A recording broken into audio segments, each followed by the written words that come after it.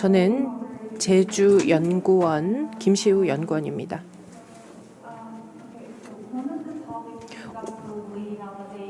전 세계적으로 요즘 많이 다루고 있는 주제 중에 기후 위기가 있습니다. 그래서 오늘 기후 위기에 따른 청년의 역할에 대해서 말씀드리겠습니다. 독일에서는요, 기후 관련한 법 제정에 대해서 논의를 하고 있고요. 특히 여기에서 청년의 역할이 대두되고 있습니다.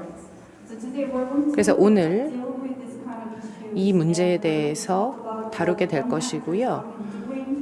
청년이 어떤 일을 하고 있는지, 그리고 청년은 어떤 역할을 해야 되는지, 기후변화 위기를 어떻게 대응해야 될지에 대해서 말씀드려 보겠습니다. 오늘 굉장히 중요한 주제를 다루고 있다고 생각합니다. 단순히 기후 위기뿐만 아니라 청년의 역할을 이야기하는 것이 중요하기 때문이죠. 제가 패널을 소개해 드리도록 하겠습니다. 첫 번째로 제주비당의 강호영님 모셨습니다. 제주바당 사단법인 제주바당의 대표를 맡고 계십니다. 그리고 자오통호이 카이스트 녹색성장대학원 석사과정생을 모셨습니다. 그리고 사단법인 우리들의 미래에서 오신 잭 베스 연구원님을 모셨고요. 그리고 마지막으로 제주연구원 연구원이신 김홍진 연구원님을 모셨습니다. 발표는 많이 드릴 수가 없고요. 저희가 시간이 매우 부족한 관계로 짧게 발표를 해주시고 한 10분에서 12분 정도 진행되면 좋겠습니다. 그리고 현장에서 혹은 온라인에서 질문이 있으시면 질의응답 시간에 다루도록 하겠습니다. 이제 첫 번째로 강호영 제주바당 대표님 발표해 주시겠습니다. 네, 편하게 해주시면 될 것 같습니다. 일어나도 되겠죠? 네네네. 네. 안녕하세요. 저는 사단법인 제주바당의 이사장 강호영이라고 합니다. 제가 오늘 여러분들께 하고 싶은 이야기는 지속가능한 제주 해양 생태계 보존과 그리고 청년에 관한 역할을 설명하고자 합니다. 네, 우선 사단법인 제주바당에 대한 설명을 좀 먼저 드려야겠는데요. 사단법인 제주바당은 제주 해양 쓰레기 수거와 감소를 위한 자원봉사자 운영과 지원을 위해 설립된 비영리 법인입니다. 해양 쓰레기란 무엇일까라는 얘기를 많이 질문을 드리는데 혹시 해양 쓰레기에 대해서 정확히 쉽게 설명해 주실 수 있는 분 혹시 계신가요? 네, 해양 쓰레기는 우리가 살면서 발생하는 모든 쓰레기들 중에서 바람이라든지 강물을 통해서 바다로 유입되는 쓰레기를 말합니다. 결론은 육지에 쓰면 육지 쓰레기, 그리고 바다에 쓰면 바다 쓰레기라고 보통 얘기를 하는데요. 결국에는 우리가 만들어낸 모든 쓰레기들을 말하고 있습니다. 표에서 보시면 바다에서 발생하는 어구에 대한 쓰레기보다 육지에서 해양으로 이렇게 들어가는 쓰레기들이 많은 비중을 차지하고 있는데요. 네, 이 사진은 지금 저희가 자원봉사자분들과 함께 제주에서 수거한 해양 쓰레기들의 사진입니다. 이게 어떠한 생각이 드실까요? 지금 해양 쓰레기라고 하면 보통 좀 많이들 멀게들 생각을 하시는데 아마 이 포럼이 끝나고 난 다음에 주변 바다에 가시면 쉽게 보실 수 있는 풍경들입니다. 제주에서 수거되고 있는 해양 쓰레기는 매년 증가하고 있습니다. 지금 보시는 표와 같이 매년 증가를 하고 있는데 이것은 지금 공공기관이라든지 지자체에서 수거한 해양 쓰레기의 양일 뿐이지 실제로는 수거되지 못한 쓰레기까지 포함을 하면 엄청 많은 양이 있습니다. 매년 제주에 유입되고 있는 해양 쓰레기의 양은 약 2만 톤 정도로 추산을 하고 있는데요. 수거되지 못한 쓰레기들은 많은 심각한 문제를 발생을 하고 있습니다. 해양 쓰레기라고 보통 얘기를 하면 좀 대표적으로 표현되는 사진인데요. 바다 거북이가 지금 폐그물에 걸려서 수영을 하고 있는 모습인데, 이게 사실 우리가 쉽게 볼 수 없는 풍경이기 때문에 나랑 상관없다라는 생각을 또 많이들 하시는데요. 조금 짧은 영상을 하나 보여드리겠습니다. 제주 바닷속이 각종 생활 쓰레기며 폐어구로 가득한 모습, 이 시간을 통해 보내드렸었는데요. 수심 40m의 깊은 바다로 들어가 봤더니 사정은 비슷했습니다. 폐그물에 물고기며 연산호들이 걸려 폐사한 모습이 카메라에 잡혔습니다. 박성동 기자입니다. 천연기념물로 지정된 섭섬 앞바다. 다이버들이 수심 40m 아래로 내려갑니다. 비경이 펼쳐져야 할 바닷속에 못쓰게 된 그물이 넓게 펼쳐져 있습니다. 물고기가 그물에 걸려 옴짝달싹 못하고, 멸종 위기의 연산호도 그물에 휘감겨 죽어갑니다.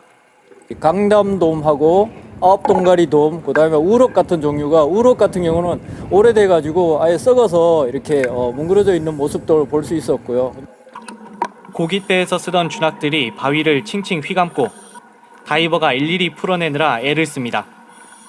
2시간가량의 작업 끝에 수거된 폐그물이며 준학 등만 100kg가량. 이처럼 버려진 폐그물은 바다 오염뿐만 아니라 어족자원 피해도 일으키고 있습니다. 각종 해양동물이 폐어구에 갇히게 되면 먹이 활동을 못해 폐사하게 되고 결국 수중 오염의 원인이 되고 있습니다.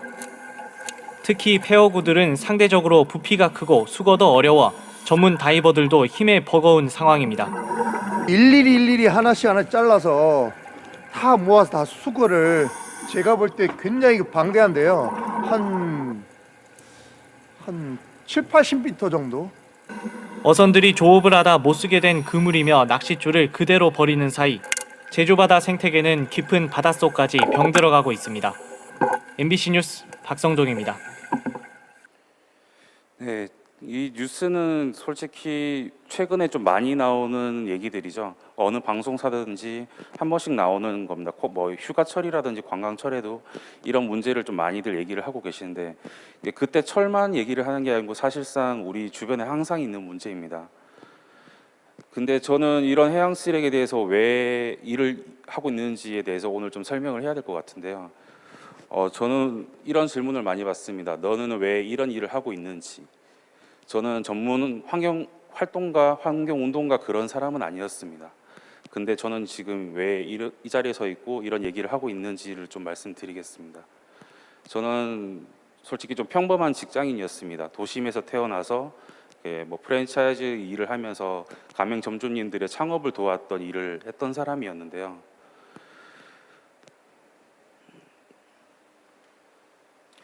네, 다른 사람들과 같이 저도 제주에 여행을 왔던 여행객이었습니다. 그냥 평범하게 일상생활에서 조금 휴식을 취하기 위해서 제주를 방문을 했었는데요. 여행을 하는 중에 보시는 것처럼 해양 쓰레기가 계속 눈에 보였고, 여행지마다 사람들이 버리고 치우지 않는 쓰레기들로 좀 넘쳐나는 게 조금 계속 기억에 남았습니다. 그리고 여행이 끝나고 난 다음에 다시 집으로 돌아갔을 때 계속 남았던 기억은 제주의 자연보다는 그 사이에 버려져 있던 쓰레기들, 그리고 방치되고 사람들이 그냥 무심코 지나가는 그런 풍경들이 가장 마음에 남았었고요.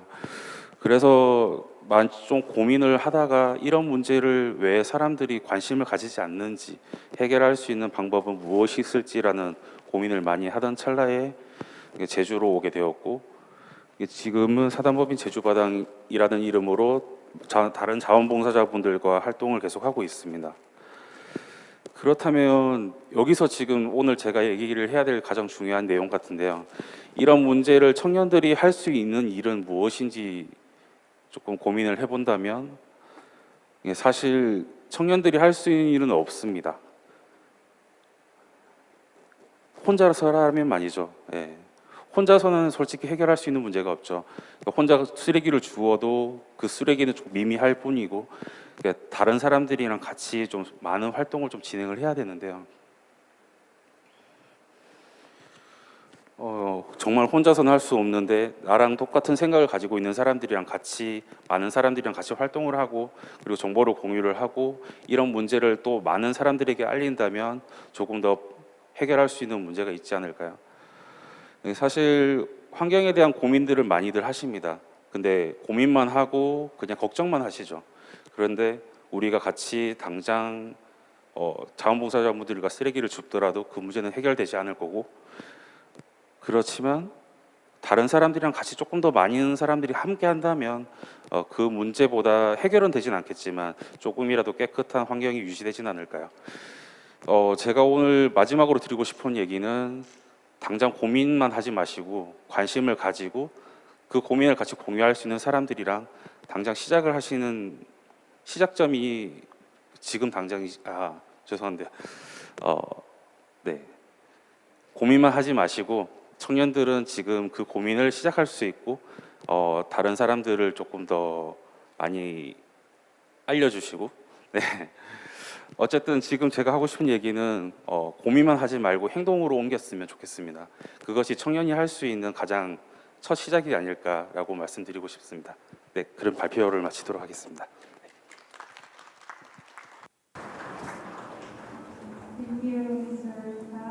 네, 강호영 대표님 감사합니다. 굉장히 의미 있는 메시지를 전달하셨다고 생각합니다.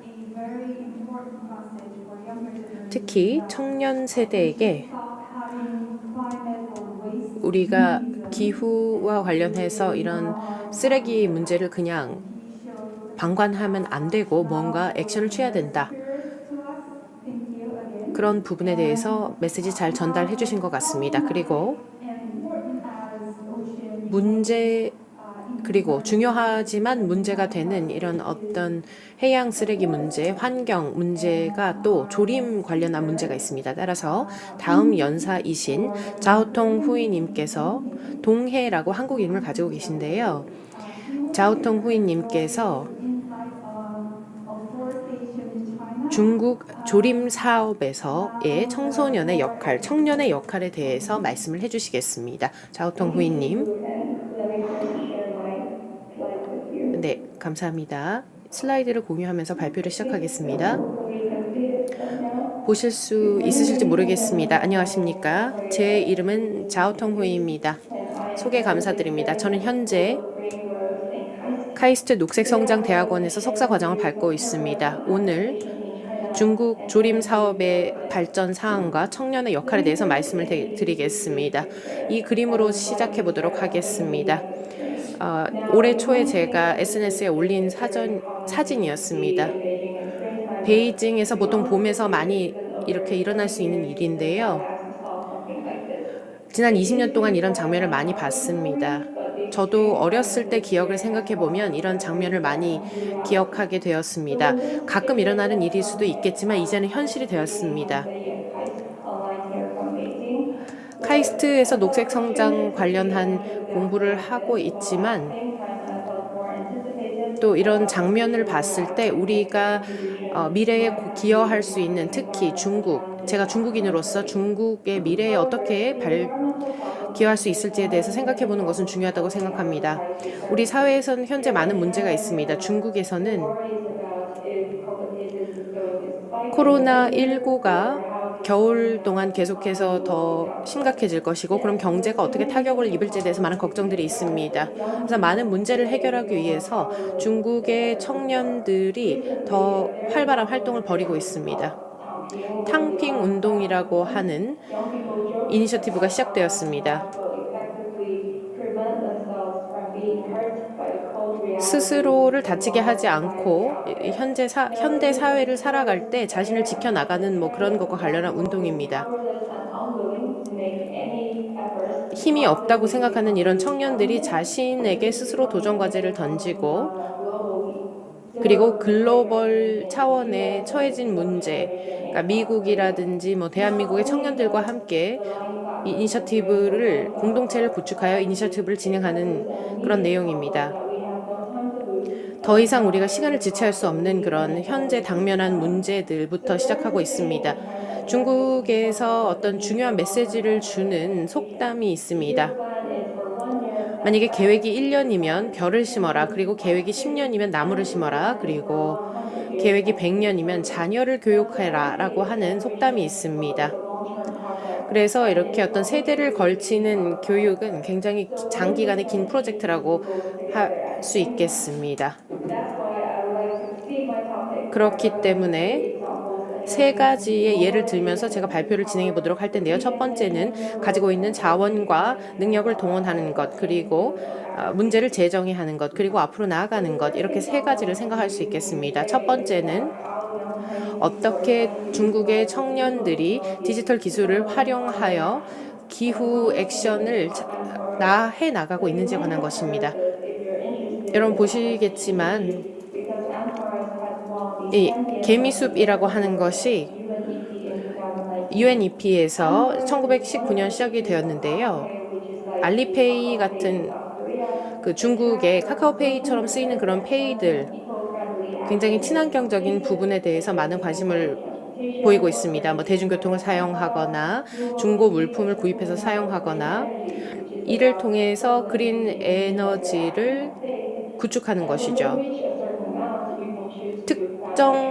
일정 양의 에너지를 모으면 그것을 또 사용할 수 있고 그것을 펀딩해서 국가 자원으로 또 사용할 수가 있습니다. 60%의 그 참여자가 28세 이하입니다. 그래서 여기서 그 청년 세대의 자원 동원이 얼마나 잘 이루어지고 있는지를 보여주는 좋은 예라고 하겠습니다. 다음은 가시화입니다. 이런 다양한 그래픽을 통해서 일으키고 있는 변화를 가시화시키는 작업을 하고 있습니다. 매일매일의 작은 활동이 어떻게 큰 프로젝트로 전개되는지를 잘 가시화해서 보여주고 있습니다. 여러분 여기 보시면 지구를 위해서 이렇게 청년들이 하는 다양한 활동을 볼 수 있는데요. 우리의 탄소 발자국을 줄이는 그런 활동도 잘 가시적으로 보여주고 있습니다. 네트워크도 당연히 유용하게 쓰이고 있습니다. 그래서 네트워킹을 통해서 그 중국 조림 사업에 기여를 하고 있습니다. 그러니까 필링 에너지라고 하는 그런 캠페인이 있는데요. 매우 일찍 아침에 일어나서 서로의 에너지를 컬렉트하는 것입니다. 그래서 친구의 그 페이지를 가서 누가 먼저 아침부터 일찍 에너지를 수집하느냐 뭐 그런 것에 대해서 경쟁을 하기도 하고 여러분이 그렇게 모은 에너지로 심은 나무가 어디로 가는지 그런 것들을 살펴볼 수 있습니다. 그래서 제 친구 중에 한 명이 37개의 인증서를 또 여기서 획득하기도 하였습니다. 그렇게 해서 중국의 사막화 지역에서 그 나무를 심는 캠페인에 펀딩을 조성할 수 있게 되었습니다. 또 다른 그 장기적 프로젝트를 통해서 사막화된 지역에 나무를 심는 조림 산업이 또 이루어지고 있습니다. 혁신적인 아이디어와 기업가 정신이 이를 뒷받침하고 있습니다. 현재 5억 5천 명이 넘는 사람들이 이 프로젝트에 참여하고 있습니다. 그리고 전체 이 나무들이 커버하는 지역이 1827 평방 킬로미터가 됩니다. 거의 싱가포르의 2.5배에 넘는 그런 큰 지역이 되겠습니다. 따라서 이때 청년의 역할을 재정의할 필요가 있는데요. 수혜자를 지원하고 공여자를 리딩하는 역할이라고 하겠습니다. 다음 소개해드릴 내용은 청년들의 그 장기적인 헌신과 약속을 통해서 어떻게 중국 그 조림 사업을 진행하고 있는지를 보여드리겠습니다. 샨시성에서 제가 이번 여름에 방문을 했는데 시베리 주스라고 하는 것에다가 그 배를 절인 그런 음식을 맛보게 되었습니다. 시베리는 굉장히 그 건조한 지역에서 많이 자라나는데요. 단순히 이제 사막화가 많이 일어난 곳에서뿐만 아니라 이렇게 시베리를 음식에 활용한다는 것은 어떤 그 부정적인 것을 긍정적으로 변화하는 그런 한 예라고 생각하겠습니다. 또한 작은 마을 청년에서 구세주로 등장한 히 왕펑이라는 사람이 있습니다. 대학을 졸업한 다음에 고향이 굉장히 가난에 처해 있고 어려움을 처해 있다는 것을 알게 되고, 그리고 이 지역의 경우는 특히 산악지대로서 많은 농경 활동이 어려웠기 때문에 2017년에 33세였던 히 웨이팡은 거기에 돌아가서 씨베리를 재배하기 시작했습니다. 씨베리는 단순히 음식으로만 사용되는 것이 아니라 1kg에 $400 이상 팔리면서 이것이 어떤 연료로서 또 사용할 수 있게 되었습니다. 그렇게 해서 이 동네의 소득이 2배로 증가하였습니다. 그래서 이런 빈곤 완화를 위한 조림 사업을 통해서 이 시베리를 재배하고 판매함으로써 3,000개 이상의 일자리를 창출할 수 있었고요. 산과 강은 푸르고, 그리고 산은 은과 금과 같은 역할을 한다라고 하는 그런 속담을 잘 보여주는 것이라고 생각합니다. 여러분에게도 많은 청년 지도자들이 있을 것이라고 생각합니다. 녹색 성장에 관련해서는 우리에게 다시 돌아올 수 없는 어떤 일생 일대의 그런 어떤 기회가 될 수 있기 때문에 이런 기회를 잘 착취하는 것이 필요합니다. 하이디라오라고 중국에서 굉장히 유명한 식당이 있는데요. 여기서 핫팟, 그러니까 우리나라식으로 하면 샤브샤브겠죠. 그래서 그런 음식을 만들 때 시베리를 같이 도입을 해서요. 신제품을 출시했습니다. 아직 제가 먹어보진 않았는데 굉장히 맛있을 것 같고요. 그래서 한번 사진을 가져와 봤습니다. 그럼 이제 조림 사업에 대해서 미래 어떻게 될 것인가 생각해 보겠습니다. 카본 싱크를 통해서 파이낸싱을 하고, 그리고 카본 발자국을 줄이는 것에서 우리가 많은 경제적 이익을 예측할 수가 있습니다.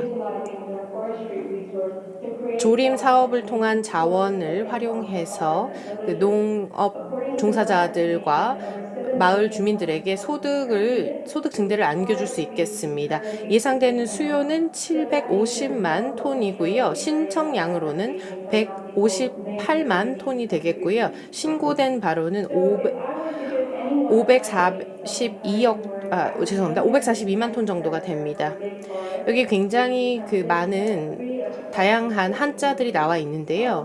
이 한자들을 봤을 때 이 나무라는 한자에서 시작해서 나무를 2개 쓰거나 3개 쓸 때 이것이 조림을 나타내기도 하고 공공의 번영을 나타내기도 한다라는 말씀을 드리고 싶습니다. 그래서 시베리 같은 경우는 마을의 빈곤을 퇴치하는 데 도움을 주지 않았습니까? 그래서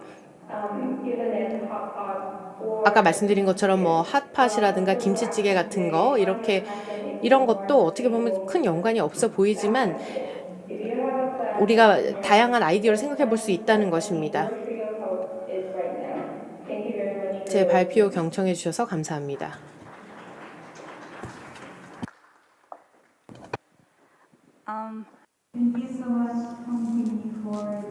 자오통 씨 훌륭한 발표 감사드립니다.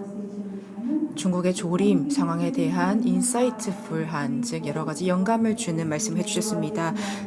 우선 청년의 동원, 디지털 권익 신장을 통한 청년의 동원에 대해서 말씀을 한 가지를 해주셨고요. 엔트포레스트를 예로 들어주셨죠. 그리고 두 번째, 우리가 청년의 역할을 규명해야 된다라고 말씀을 해주시면서 세 번째로는 지금 현재 수요가 증가를 하고 있다. 그리고 숲이 탄소 싱크로서 역할을 할 수 있다라고 말씀을 해주시면서 협력의 중요성을 강조해 주셨습니다. 제가 특히 감명 깊게 들었던 부분이 있는데요.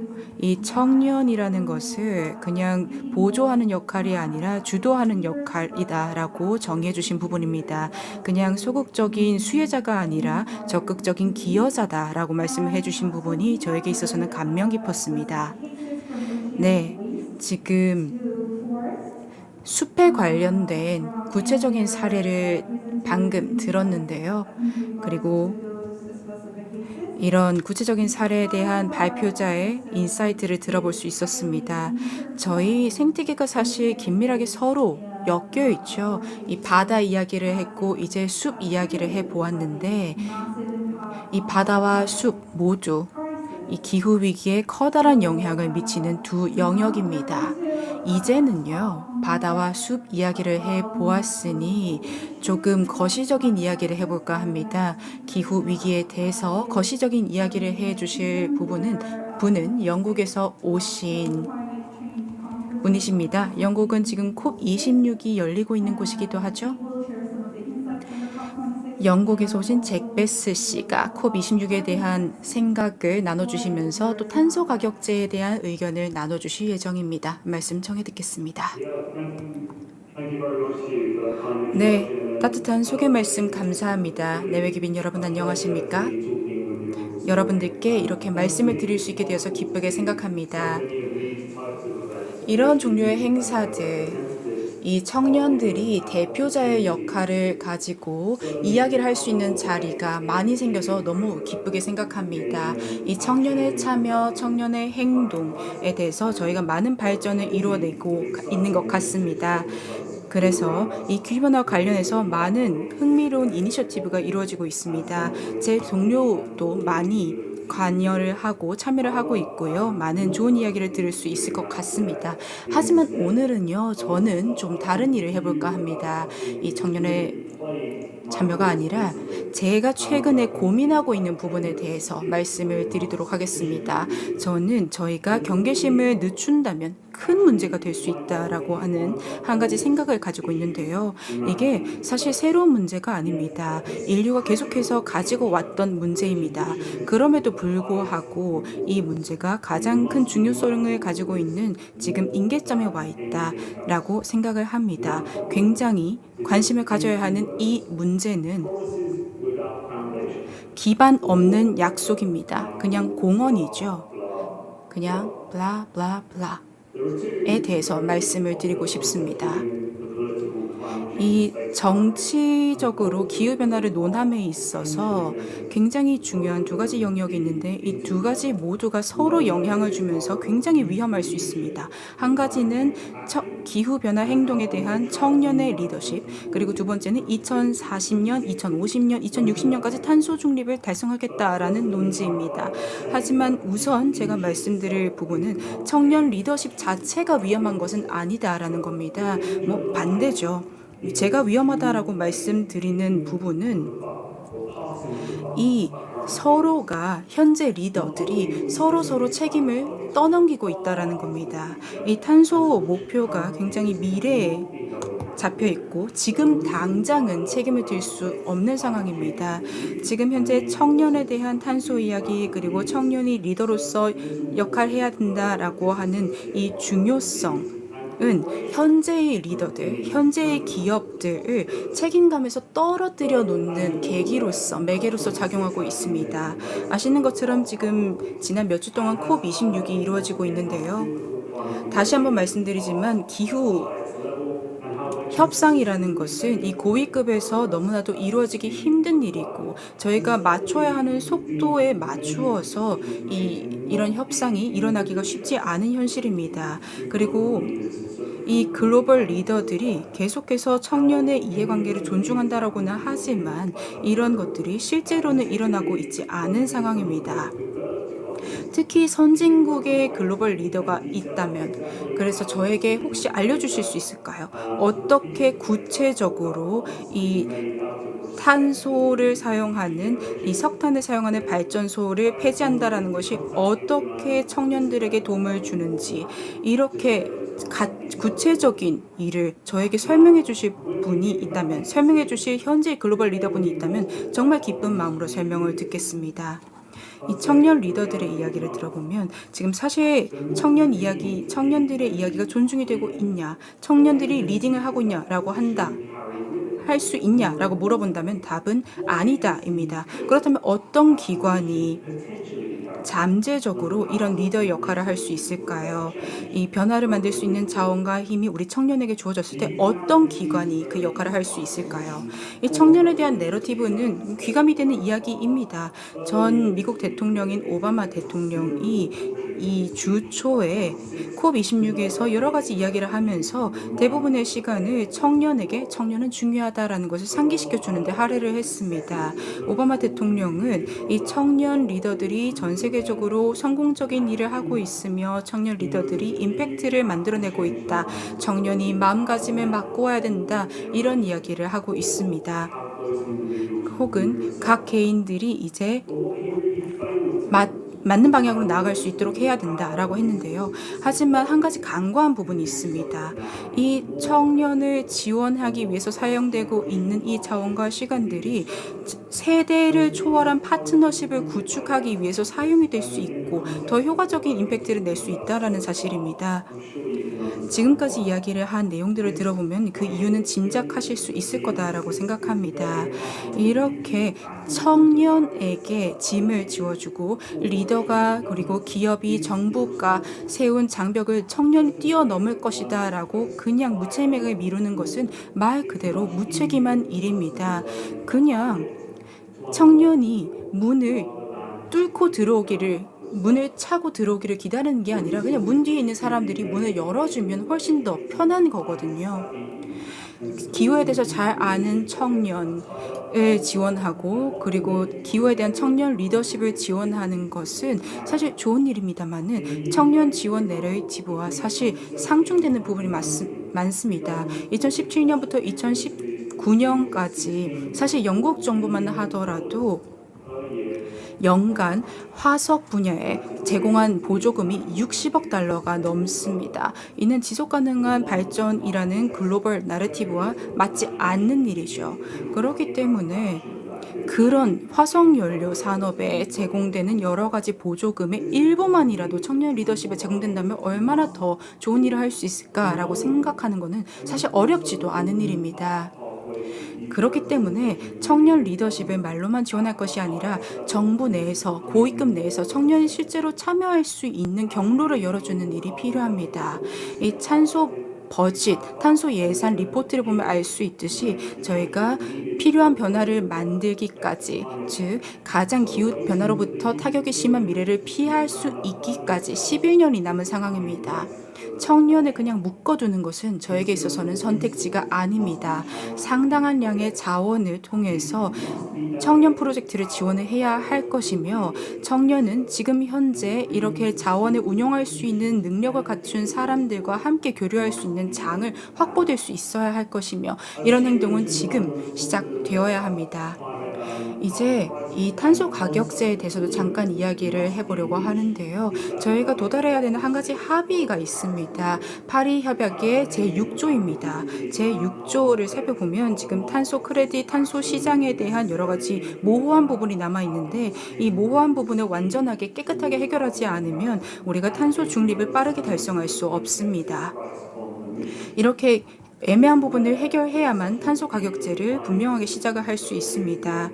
이렇게 중요한 결정이 지금까지 진행되고 있는 것은 흔치 않은 일이며 이 탄소 가격제, 탄소 시장에 관심을 가지고 있는 청년들이 굉장히 많습니다. 배출가스 거래제도도 이제 점점 더 많이 확대가 되고 있고 올해만 하더라도 중국이 배출가스 거래제도를 시작하면서 이 ETS 측면에서 가장 큰 규제 시장이 되었습니다. 마찬가지로 EU에서는 지금 탄소 국경 조정 제도를 마련을 했습니다. 2026년에 이제 완전히 배치가 될 것으로 보이면서 이렇게 메커니즘 조정 제도가 완료가 되면 이 탄소를 수입하는 것 그리고 탄소의 가격을 매기는 것을 무시할 수가 없는 환경이 마련될 예정입니다. 이런 여러 가지 거래 시장이라던가 탄소 국경세라던가 이런 것들이 지금 현재 개발이 되고 있는 상황입니다. 그래서 이런 것들을 바탕으로 많은 결정이 내려지고 있는 상황인데요. 저는 이것이 청년이 이런 임팩트를 느낄 수 있는 영역 중에 한 가지라고 생각합니다. 그렇기 때문에 저는 최근에 블라디슬라프 아르나우도프를 돕는 일을 하고 있습니다. 블라디슬라프 아르나우도프는 지금 GCF를 모니터링하고 지원하는 일을 하고 있는데요. 무엇보다도 탄소 시장에 대한 교과서를 쓰는 일을 하고 있습니다. 이런 정보를 청년들에게 전달하는 것은 중요합니다. 청년이야말로 에너지와 창의성을 활용해서 이런 더 효과적인 디자인을 하고 효과적인 제도를 만들고 또 정부 기업에게 많은 압력을 넣으면서 더 확실한 목표를 세워라, 야심찬 목표를 세워라 라고 요구를 할 수 있기 때문입니다. 그리고 청년이야말로 이런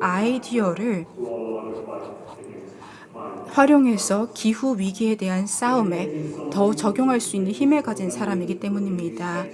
이 청년 전문가 그리고 리더와 함께 교류를 하고 관여를 할 수 있도록 지원하는 것은 정부 기업이 운영을 하는 데 있어서 굉장히 중요할 것입니다. 그리고 이 청년에게 이렇게 관여할 수 있는 기회를 제공하지 않는 것은 너무나도 부끄러운 일이 될 것입니다. 다시 한번 말씀드리고 싶습니다. 지금 듣고 계신 기성세대 분이 있으시다면, 그리고 이 변화를 해결하길 원하는 분이 있으시다면 파트너십 만들 수 있다라고 말씀드리고 싶습니다. 이런 번영하는 미래를 위해서는 탄소를 줄이는 것이 필수 불가결한 일입니다. 어려운 일이 될 겁니다. 지리적으로 그리고 임시적으로라도 이런 탄소를 없애는 것 너무나도 어려운 일입니다. 하지만 누군가는 지금 우리가 만들고 있는 결정의 짐을 져야 한 상황입니다. 마지막으로 이 말씀을 드리고 싶습니다. 지금 제가 미래에 대해서 이야기를 하고 있는데 마이클 스티븐스라는 미국의 학자가 이렇게 역설을 제기했습니다. 지금 문명과 삶이 계속해서 확장하고 있는데도 불구하고 지금 여기에서만 확장하고 있는 것은 이유가 무엇이냐라고 하면서 이 역설에 대해서 그레이트 필터라는 대응이 나왔습니다. 지금 이 문제가 너무나도 크기 때문에 엄청나게 발전을 한 문명조차도 이 문제를 해결하기가 쉽지 않다라는 겁니다. 그래서 지금 이 문제는 우리 문명이 직면하고 있는 가장 큰 문제 중에 하나일 수가 있다. 우리 인류종이 그냥 서로에게 이 문제에 공감을 하는지 아닌지조차도 하나의 필터가 될 수 있다라고 이야기를 하고 있습니다. 우리가 이 문제에 대해서 공감을 하고 있는지, 공감을 잃진 않았는지 한 번 더 생각을 해보았으면 좋겠습니다. 그러면서 지금 현재 힘을 가지고 있는, 지금 현재 변화를 할 수 있는 힘을 가지고 있는 사람들과 청년이 함께 협업을 할 수 있는 미래를 만들었으면 좋겠습니다. 우리가 떨어져 있으면 우리는 힘이 없습니다. 우리 지구를 구하기 위해서는 우리가 협력을 한다면 훨씬 더 큰 힘을 낼 수 있다라는 말씀 드리면서 발표 마무리하겠습니다. 감사합니다.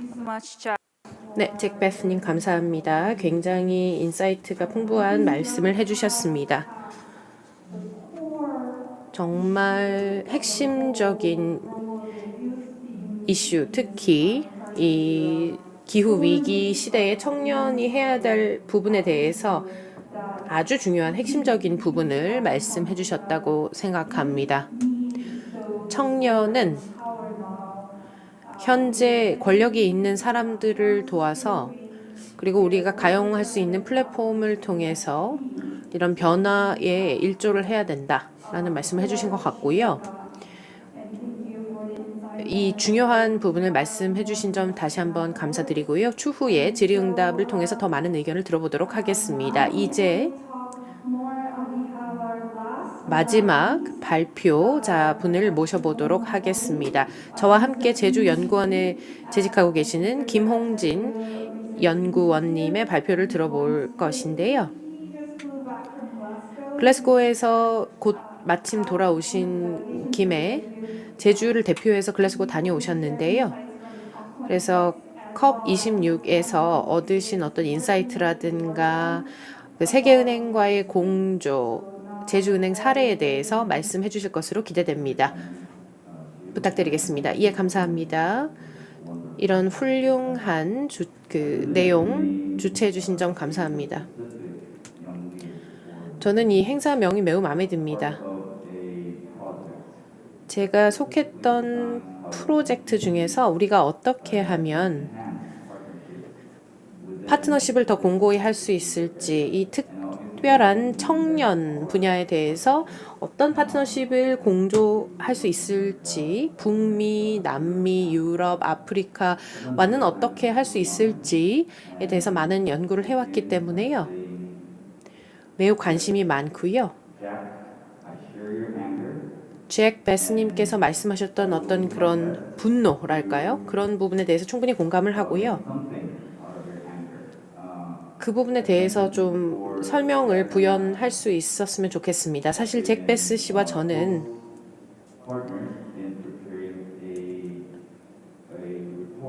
리포트 발간을 위해서 지금 함께 일을 하고 있는데요.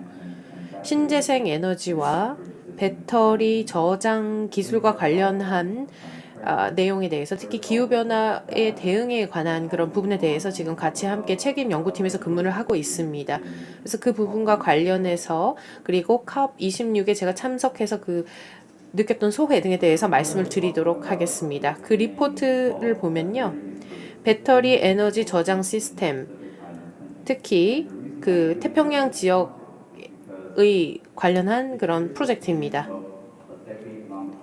10년간의 그 제주 프로젝트가 있었습니다. 2030년까지 탄소 중립을 거두겠다. 그리고 100% 친환경 산업을 2030년까지 구축하겠다라고 하는 제주의 목표가 있었습니다. 여기서 두 가지를 생각할 수 있는데요. 제주에서 하고 있는 일이 확장된다는 것, 그리고 이것이 주변국, 태평양 주변국으로 확장된다는 것은 정말 좋은 신호이죠. 그리고 뭐 정책이라든가 연구, 이런 그 다양한 연구가 전기 자동차와 배터리 분야에서 조금 더 일어나고 태평양 도서 지역에 또 도움을 줄 수 있다라면 얼마나 좋을까라는 생각을 하고요. 그래서 여기서 하이라이트 중요하게 생각해야 된다는 것은 바로 그 거버넌스 구조입니다. 나중에 연구 결과에 대해서 말씀드릴 때 자세히 말씀을 드릴 테니까 염두에 두셨으면 좋겠습니다. 누가 그럼 여기에 참여해야 되는가가 중요할 텐데요. 그것이 바로 이 그 포럼과의 연계성이라고 생각합니다. 1년 동안 연구를 했고요. 죄송합니다. 그래서 이 연구를 통해서 의미 있는 결과들을 도출해냈습니다. 세 번째를 강조하고 싶습니다. 왜냐하면 제주에서 이 포럼이 열리고 있기 때문이죠. 한국 제주도에 두 가지 사례 연구를 탐색을 했는데요. 제주의 주요 전력 그리드, 그리고 가파도의 미니 그리드를 연구했습니다. 다양한 파라미터를 통해서 신재생 에너지와 배터리 저장 시스템과 관련한, 그리고 시스템적 모델을 찾아보는 연구였습니다. 이를 통해서 수치적인 증거를 도출해낼 수 있었습니다. 배터리 저장 시스템이 그 지속 가능과 관련해서 어떤 의미를 주는지에 대해서 저희가 연구 결과를 도출해낼 수 있었습니다. 제가 이 연구 결과를 통해서 느끼게 된 것은요. 이제 더 이상 석탄과 석유, 디젤 등이 설 자리가 없다는 것입니다. 다양한 모델링을 통해서 알게 된, 그리고 자신감 있게 확신할 수 있었던 것은 이제 전기가, 그리고 친환경, 전기 에너지, 그리고 배터리 저장 기술 등이 우리의 미래다라는 것입니다. 그래서 많은 직접적인 기술뿐만 아니라 이것을 뒷받침하는 그 기술들이 통합되고 있습니다. 그럼에도 불구하고 오른쪽 상단을 보시면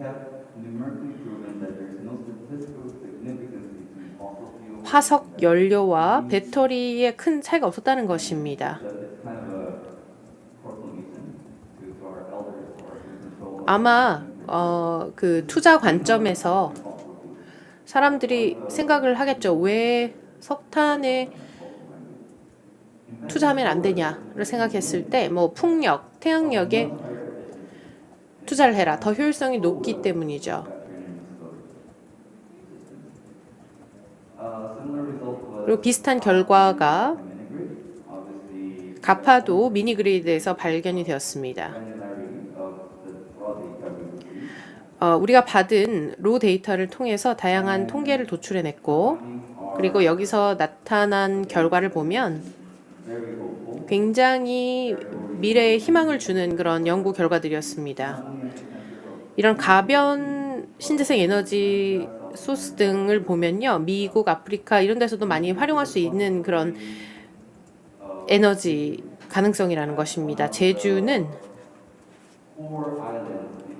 한국의 핵심적인 도서 지역으로서 특히 에너지 전환의 중심에 놓여 있고 개발국 그리고 심지어는 일부 선진국에게도 영향을 미칠 수 있는 많은 다양한 연구 결과와 성과를 가지고 있는 섬입니다. 여기서 제주도의 추후 전력 그리드에 어떻게 도움이 될 수 있을지를 또 연구를 해봤는데요. 제가 이제 주요로 말씀드리고 싶은 것은 여러분 모두가 이 가버넌스 부분을 보았으면 하는 부분입니다. 우리 책임 연구팀과 외부 연구원들이 있습니다. 그래서 이 구조를 정말 자랑스럽게 발표드리면서 주요 연구팀에서 가장 연장자가 31세밖에 되지 않다는 사실을 또 말씀드리고 싶습니다. 누군지 아시겠나요? 예, 저입니다. 제가 31살인데요. 제가 제일 연장자입니다. 그래서 어떻게 보면은 다소 나이가 든 청년이다라고 볼 수 있는데요. 제가 말씀드리고 싶은 것은요. 우측 하단에 보면은 선임 어드바이저 그룹들이 있습니다. 저희들을 굉장히 많이 지원해주고 계시고 또 여기서 강조하고 싶은 것은 이분들의 지원이 있었기 때문에 그리고 우리가 젊은 청년들이기 때문에 굉장히 중요한 연구를 많이 할 수 있었고 이런 연구가 전 세계적으로 퍼질 수 있다라는 점을 자신 있게 말씀드리고 싶습니다. 그렇다면 이제 컵26에서 제가 얻은 교훈에 대해서 말씀드리겠습니다.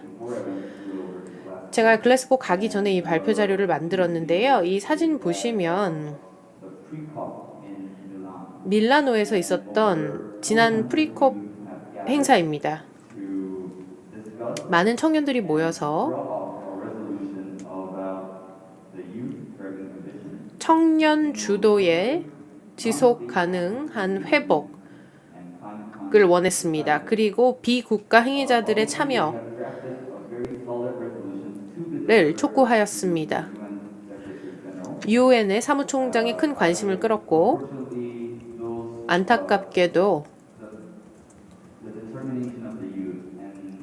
청년들의 의사결정 그리고 발표 선언문이 콥26 최종 보고서에 포함이 되지는 않았다고 제가 들었습니다만 그럼에도 불구하고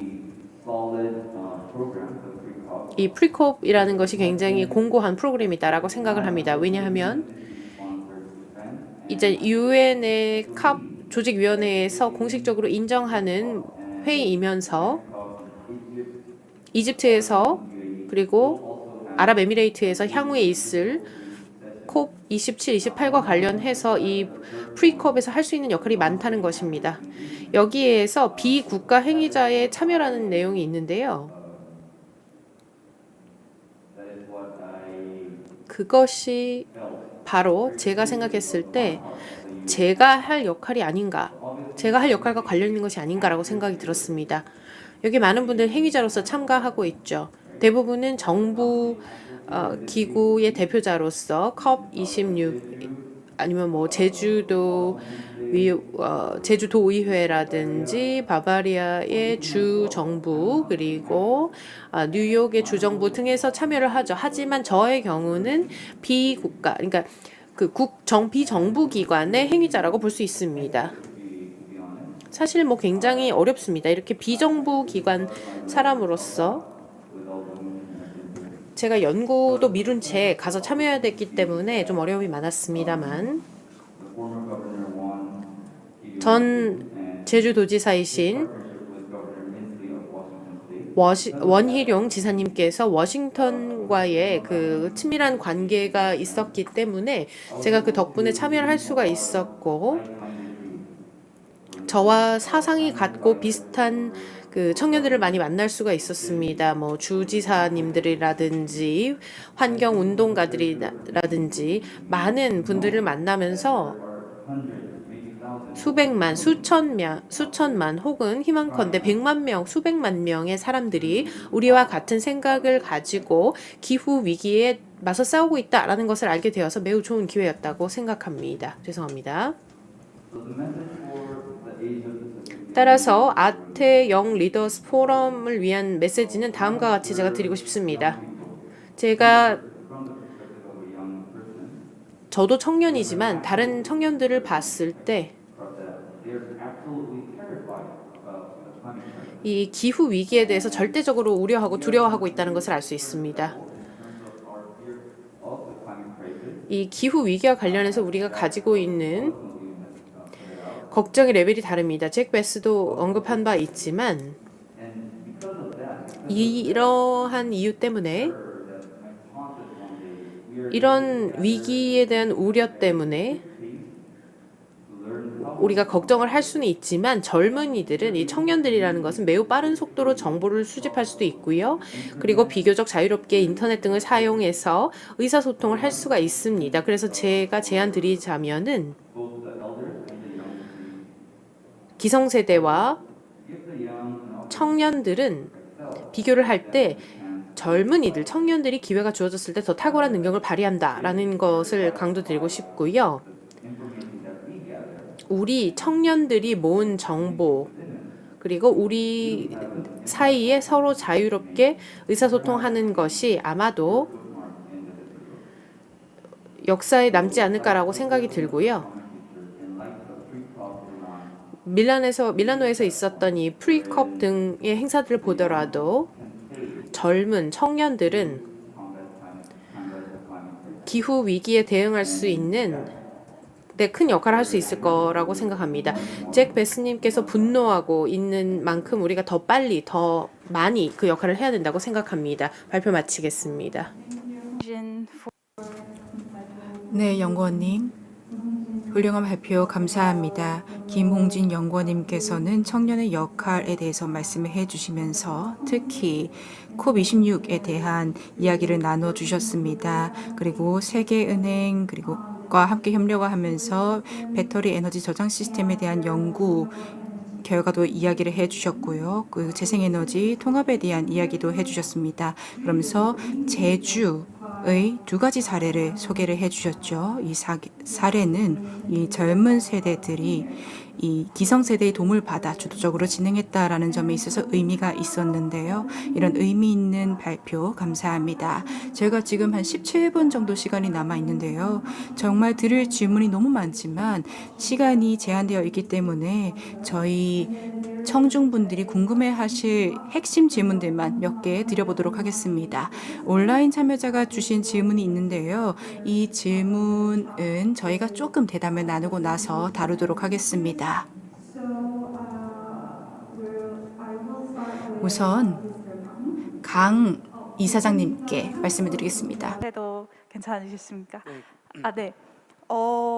우선 제주바당 관련된 프레젠테이션 너무 잘 봤고 제가 이제 느끼기에는 기후 위기의 문제나 해양 폐기물을 포함해서 여러 가지 쓰레기 문제를 해결하기 위해서는 이제 규제적으로 뭔가를 하는 것도 중요하지만 이게 돈이 돼야 된다. 사업화가 필수인 것처럼 느껴지거든요. 프라이빗 섹터가 어쨌든 들어와야지 이 문제를 적극적으로 해결할 수 있을 것처럼 보이는데 이렇게 제주바당, 사단법인 제주바당과 같이 이렇게 사회적인 기업이나 비즈니스를 창업하려는 청년들에게 이거를 직접 겪어온 사람으로서 한마디 조언이나 어떤 한마디 해주고 싶은 말이 있는지 여쭤보고 싶습니다. 네. 우선 말씀하신 것처럼 해양 쓰레기라든지 아니면 기후 변화 뭐 그런 문제는 사실 같은 문제로서 시작되는 거고요. 일단 가장 중요한 거는 제가 먼저 드리고 싶은 말은 이런 활동이 중요하지만 사실 이 활동을 하게 된 거는 그동안 우리가 조금 더 너무 자율적으로 비관심을 가졌다라는 문제, 그리고 뭐 공공기관이라든지 그리고 나라들 그리고 기업들이 너무 무책임하게 그러니까 사업을 했고 그런 문제를 좀 방치를 해서 이런 문제들이 계속 발생을 하고 있다고 말씀을 드리고 싶습니다.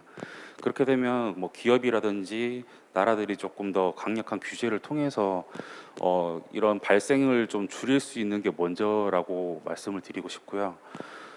사실 저희 같은 경우에는 비영리 법인으로 지금 설립이 되어 있는 상태인데 말씀하신 것처럼 사회적 기업으로 지금 전환을 하고 있는 입장입니다.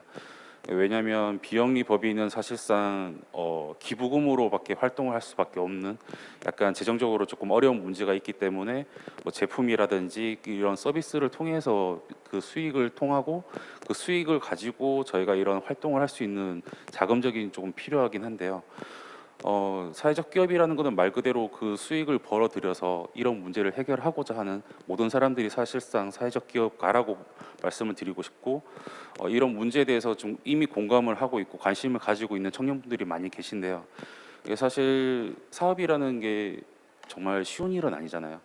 조금 더 실패도 많이 하실 수 있고 그리고 어려운 부분이 많이 있으실 텐데 일단 관심을 가지신 곳이 있으면 그 문제에 대해서 조금 더 많은 고민을 하고 알아보시는 게 조금 중요할 것 같고 이게 실패를 하더라도 일단 시작을 하는 게 먼저라고 생각을 합니다.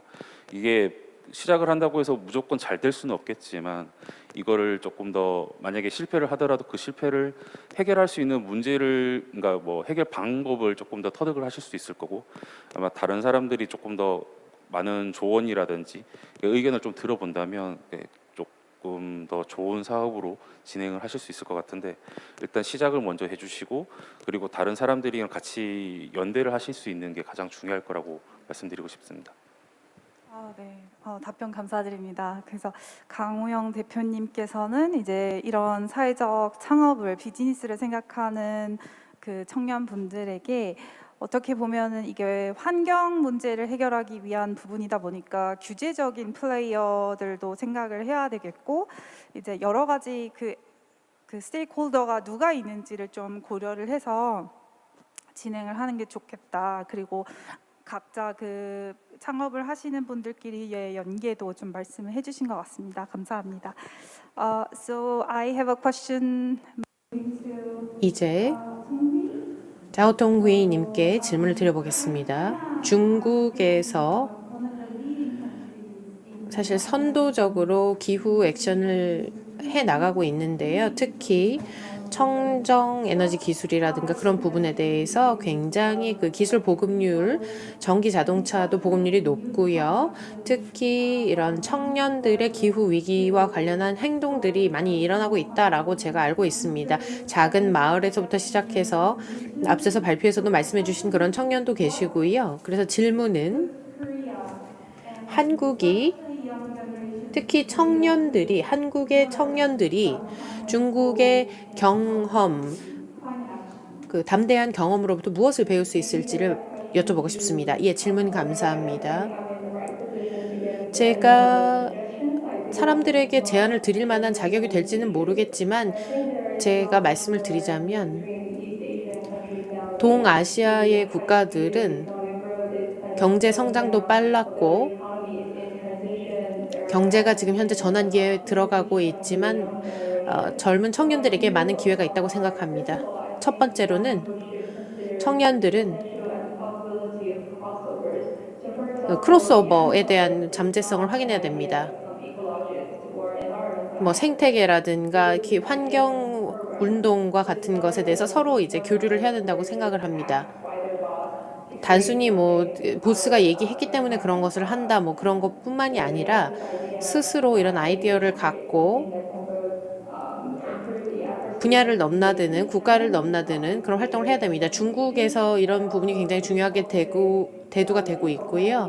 친환경 소비 패턴도 이 중에서 나온 아이디어 중에 하나입니다. 그래서 만약에 과거의 경험이 그렇게 크게 앞으로의 일어날 일과 관련이 없다고 하더라도 우리가 과거에 했던 것을 바탕으로 해서 뭘 할 수 있을지 생각해 볼 수 있을 것입니다. 그리고 조금 더 그 대안에 대해서 인내를 가져야 된다고 생각합니다. 무슨 말이냐 하면 과거의 경험이나 그런 어떤 전형적인 문제가 어떤 그 개발의 과정에서 해결을 해줄 수 없는 부분도 있기 때문에, 그리고 어디로 흘러갈 수 있을지도 모르기 때문에 그 인내를 좀 가져야 된다는 것입니다.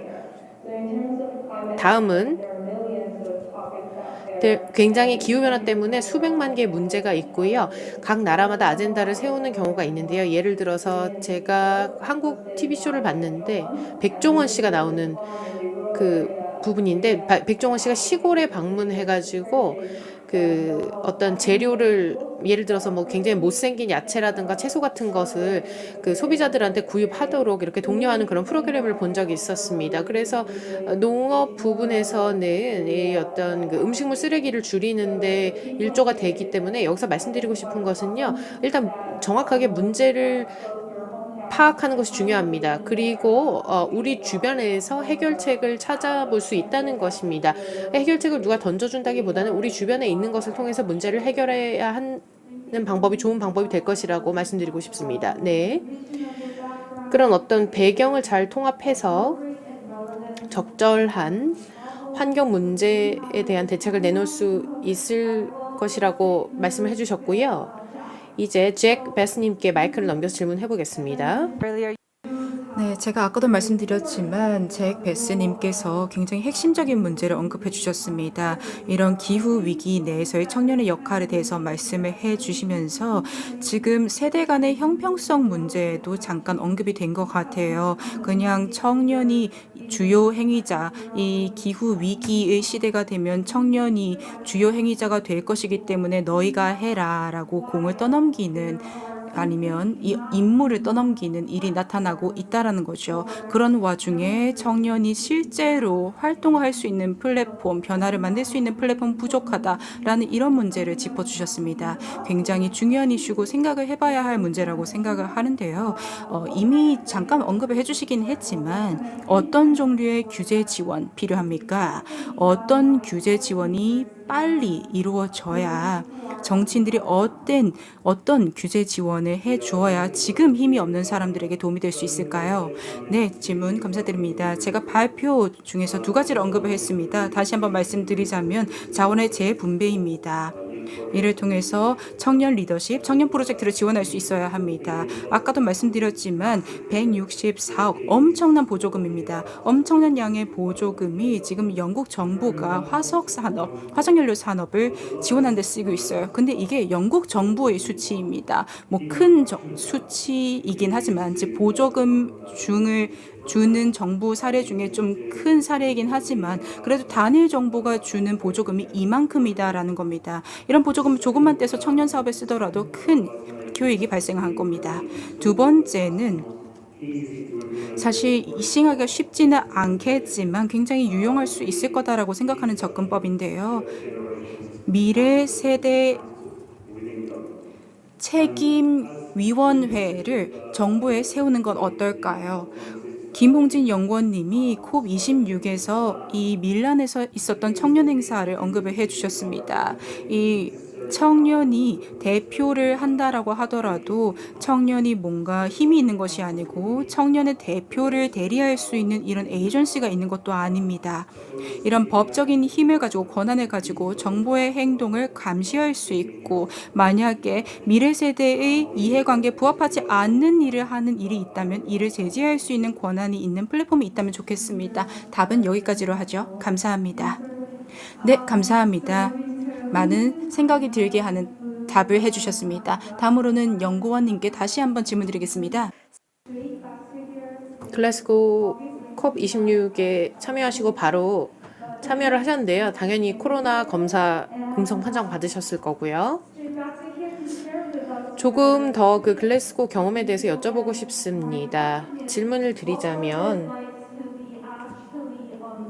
실제로 그 콥26의 청년 대표의 일환으로 참석해 보시니 어떠셨는지, 가장 인상적이었던 부분은 어떤 부분이었는지, 뭐 그 인상이 좋았던 것일 수도 있고 나빴던 것일 수도 있는데요. 아무래도 현장 경험이 저희처럼 가보지 않은 분에게는 중요합니다. 중요할 것 같은데요. 예, 감사합니다. 제가 사실 청년이라고 많이 느끼지는 않는데 저를 청년으로 불러주셔서 일단 감사드리고요. 제가 버스를 타고 이제 이벤트 장소로 가고 있었는데 굉장히 많은, 실제로 저보다 훨씬 더 청년이라는 이름에 가까운 사람들, 학생들, 뭐 초등학생, 중학생들도 많이 있었고요. 조금 더 나이 있는 뭐 고등학생들 같은 경우는 고등학교 대학생들 활동가들도 정말 많이 있었습니다. 그리고 대학교 이상의 그 젊은 청년들, 막 직업을 갖기 시작한 사람들도 굉장히 많이 거리에 나와서 그 데모를 하면서 뭔가 리더십이 부족하다라는 점에 대해서 많이 어필을 하는 것을 보았습니다.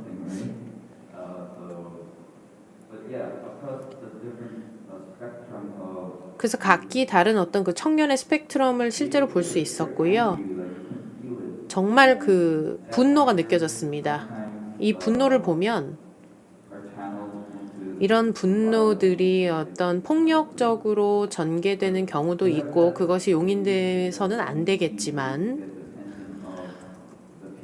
사람들의 어떤 특히 그 정책을 내고 하고 그런 정책 기반가들, 의사 결정가들에게 영향을 주는 것은 분명합니다. 코펜하겐에서도 많이 보았고 우리가 코펜하겐에서부터 12년 동안 그렇게 큰 성과가 없었습니다. 그래서 우리가 할 수 있는 것을 생각해 보자면 잭 베스 씨도 말씀을 하셨지만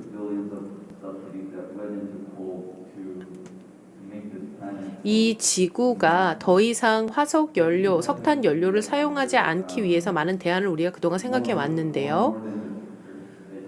여러분이 생각했던 그런 미래에 대한 계획보다도 훨씬 많은 일이 일어나고 있다는 것을 실제 현장에서 볼 수 있었고 콥27에서 좀 더 많은 활동이 분명히 일어나야 된다는 것은 자명한 느낌이었습니다. 그리고 굉장히 많은 분노하는 청년들이 있었다라는 게 가장 인상적이었고요. 제가 뭐 사실 그 컨퍼런스 룸 안에 들어가진 않았습니다. 오바마가 발표하는 부분에서 제가 직접적으로 현장에 있지는 않았지만 굉장히 청년을 잘 활용할 줄 아는 사람이죠. 그래서 그분이 던진 메시지가 계속해서 분노해라. 저도 오바마님께 뭐 보고 계실지는 모르겠지만 말씀드리고 싶습니다. 계속해서 분노한 상태를 유지해야 된다라는 것이죠. 청년들이 그래서 앞으로는 결국은 지구에 대해서 더 이상 분노하지 않았으면 좋겠다라는 것이 그런 제 소감이었습니다. 예, 감사합니다. 지금 3분밖에 남지 않았기 때문에 앞서 말씀드렸던 그 온라인 질문에 대해서 답변을 하면서 마무리를 해야 할 것 같습니다. 지금 현장에도 참석자들이 계시지만 채팅창을 사용해서 저희 패널이나 발표자분들에게 질문해 주시면 추후에 답변을 전달해 드릴 수 있겠습니다. 지금 제가 말씀드리려는 질문은 누구에게나 해당되는 이야기고요. 그 시간 제한 때문에 제가 한 분만 말씀을 들어봐야 될 것 같습니다. 온라인에서 질문해 주신 건데 이제 시간이 없으니까 대표님께서 이제 대표로 말씀해 주시면 좋을 것 같습니다. 그래서 우리가 영 제너레이션으로서 필요한 최우선의 과제를 무엇이라고 생각하시는지 궁금합니다라고 이제 온라인에서 참가해 주시는 분께서 여쭤보셨는데요. 한 1분 정도로 대답 요청드려도 될까요? 네, 필요한 최우선 과제, 사실 뭐 저뿐만 아니라 다른 연사님들이 말씀해 주신 내용들이 다 포함이 된다고 생각을 하는데요. 뭐 마지막으로 연구원님께서 말씀해 주신 것처럼 분노를 하라는 표현, 이게 사실 문제를 충분히 인식을 하고 계시겠지만 사실 돌아서면 그거를 기억을 못 하시는 분들이 많이 있으시거든요. 이게 심지어 저랑 같이 얘기를 하면서 정말 환경 문제가 많다 이렇게 공감도 하시면서 제가 보는 앞에서 쓰레기를 무심코 버리시는 지인도 있을 정도로 이게 사실상 사람들이 너무 그냥 무관심한 상태에서 그냥 사람들이 이렇게 문제라고 말을 하니까 나도 문제라고 생각을 한다라는 거, 그냥 그것만 생각을 하고 행동으로 옮기지 않는 분들이 너무 많다라는 거죠. 그렇기 때문에 다른 분들이 말씀해 주신 것처럼 계속 이거를 우리가 스스로 인지를 해야 되고, 그거를 인지만 하지 말고 그거를 계속 행동으로 옮겨야 된다고 말씀드리고 싶습니다. 네, 감사합니다. 일단 기후 위기라는 문제가 눈앞에 딱 보이는 문제가 아니기 때문에 좀 더 인지는 하지만 액션으로 취하기는 어려운 그런 부분에 있어서 우리가 더 앞으로 영 제너레이션으로서 노력하고 청년으로서 더 이렇게 대표님처럼 보여주는 모습을 보였으면 좋겠습니다. So because the time is running out, I have to wrap. 네, 시간이 지금 모자라기 때문에 이제 마무리를 해야 될 시점이 온 것 같습니다. 참석해주신 모든 패널리스트 분들 감사합니다. 제주에서, 그리고 영국에서, 중국에서 많은 분들이 오셔서 다양한 시각을 나눠주셨습니다. 덕분에 이 기후 위기에 대응하는 청년의 역할에 대해서 이야기를 할 수 있었는데요. 그래서 우리가 내린 결론이라고 할까요? 이 젊은 세대, 청년 세대는 어떤 식으로든 기후 위기에 중요할 수밖에 없다. 청년이 이 기후 위기를 직면할 때 주요 행위자가 될 것이기 때문만이 아니라 우리가 잠재력을 가지고 있기 때문이죠.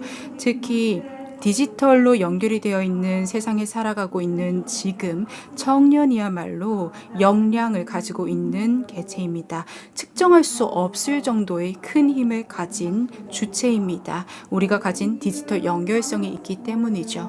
여기까지 말씀드리고요. 다시 한번 패널리스트 분들께 귀한 의견 나눠주셔서 감사 인사 드리면서 세션 마무리하겠습니다. 감사합니다.